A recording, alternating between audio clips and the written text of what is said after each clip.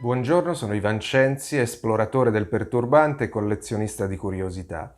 Sono l'autore di De Profundis, libro dedicato al cimitero delle Fontanelle di Napoli, edito da Logos Edizioni con le fotografie di Carlo Vannini. In Italia abbiamo tutti una certa dimestichezza con le reliquie, basta entrare in qualsiasi chiesa e quasi immancabilmente ne troviamo di esposte, spesso in lussuosi reliquiari che da soli sono delle opere d'arte. Pregare su una reliquia garantisce l'intercessione del santo, ma questo vale anche quando non è un santo che si prega, ma le anime del purgatorio. Quando a partire dal Concilio di Lione del 1274 venne istituito il purgatorio, i legami tra i vivi e i morti divennero d'un tratto molto più concreti. Prima esistevano soltanto paradiso e inferno.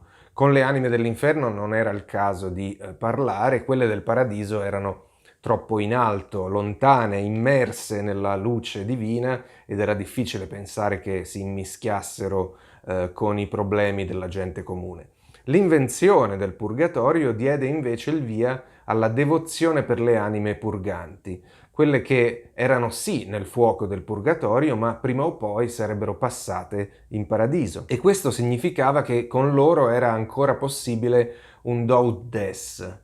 Pagando delle messe a suffragio si accorciava la loro penitenza e in cambio si potevano chiedere e ottenere delle grazie. La devozione per le anime del purgatorio ha assunto una prassi del tutto peculiare al cimitero delle Fontanelle di Napoli, dove vennero traslati i resti di circa 40.000 persone.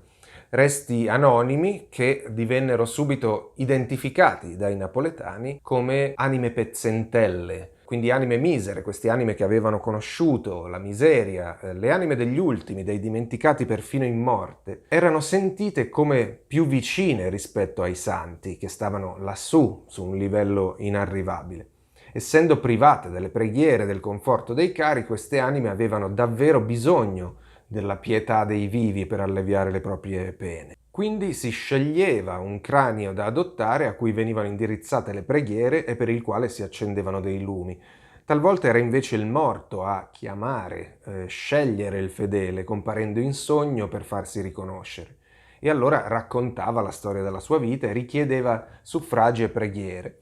Una volta svelata l'identità dell'anima in questione, il teschio veniva lucidato e pulito, adagiato su un fazzoletto con un rosario posto attorno e circondato di fiori e di candele.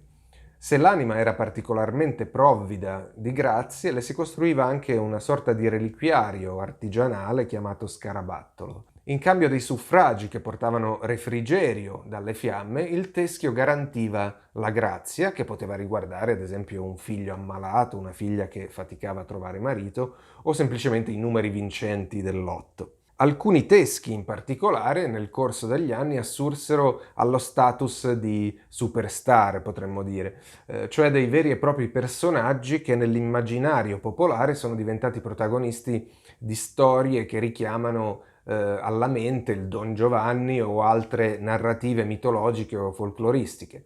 Questo rapporto così stretto con le anime del purgatorio, che come detto è più simile a una sorta di rapporto alla pari che una vera e propria venerazione, è andato diminuendo nel tempo e oggi solo qualche pia donna continua a portare i ceri votivi, appoggiare rosari e offerte ai teschi. Ma il cimitero delle Fontanelle rimane una straordinaria testimonianza di una pratica, il culto delle Capuzzelle, nata e sviluppatasi esclusivamente a Napoli. Lo scopo del nostro libro è proprio quello di ricordare il valore storico e antropologico del sito, di invitare a scoprire la bellezza di questo luogo che colpisce perché, nonostante le decine di migliaia di resti umani, è tutto fuorché macabro.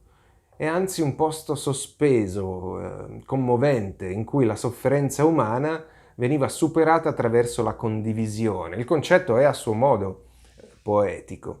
Qui le anime dei morti e quelle dei vivi si incontrano cercando di farsi forza le une con le altre di fronte a un destino ugualmente difficile.